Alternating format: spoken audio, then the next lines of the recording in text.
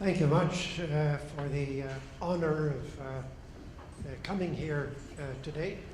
It's a superb initiative to bring together so many members of the Aboriginal and non-Aboriginal communities as reconciliation, as was said in the opening ceremony, requires both sides to understand and to contribute to the dialogue.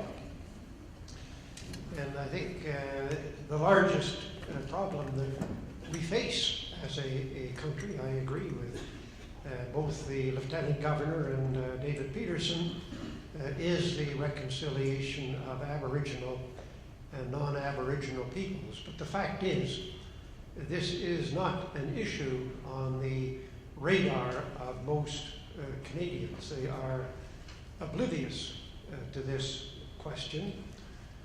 I think if you ask many Canadians, they will feel guilty. They will regret the existence of grievances going back to the arrival of Europeans on these shores.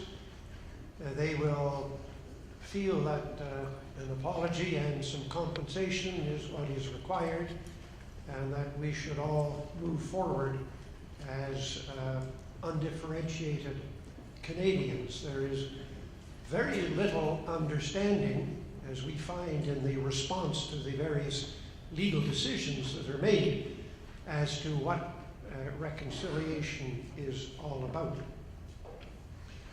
Now, I had the fortune of articling with a lawyer who was very heavily involved in Aboriginal matters. The first time I went to the Supreme Court of Canada was in 1965 in a hunting case called Regina and George, which involved an Indian on Walpole Island shooting a duck out of season, and therefore he was charged under the Migratory Birds Convention Act.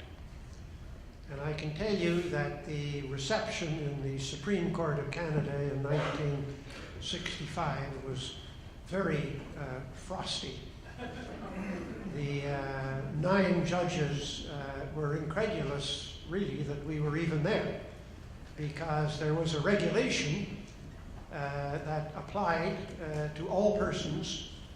There was no exemption in the regulation for First Nations peoples, regardless of the treaty rights which had been entered into by the Crown.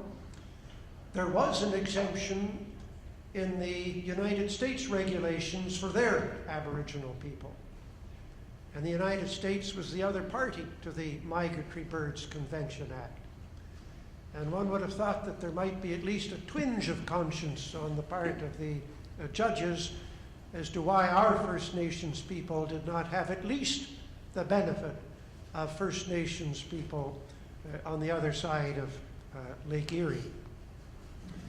But we were booted out unceremoniously, and that attitude continued for a very long time. And the judges of the day reflected the non-Aboriginal society of the day. They were simply incredulous that the native people would assert rights over and above those which they enjoyed as Canadian citizens.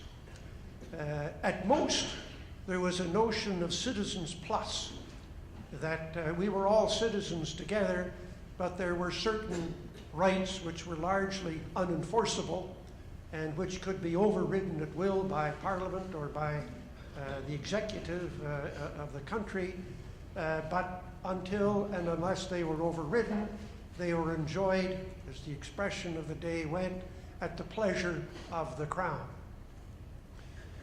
And as you know, in the original constitutional document of Canada, there is a reference to Indians and land reserved for Indians, but it is as a subject matter of legislation.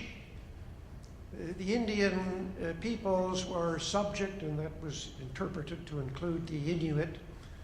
The status of the Métis was always somewhat uncertain. But it was not considered that these subjects, these special subjects, had any rights. Under the Constitution, there was simply a power in the federal parliament to deal with issues affecting Indians, land reserve for Indians, and the Inuit. To the extent anybody thought about the Métis, they were generally considered under provincial jurisdiction, being largely assimilated in the mind of the government with non-Aboriginal people.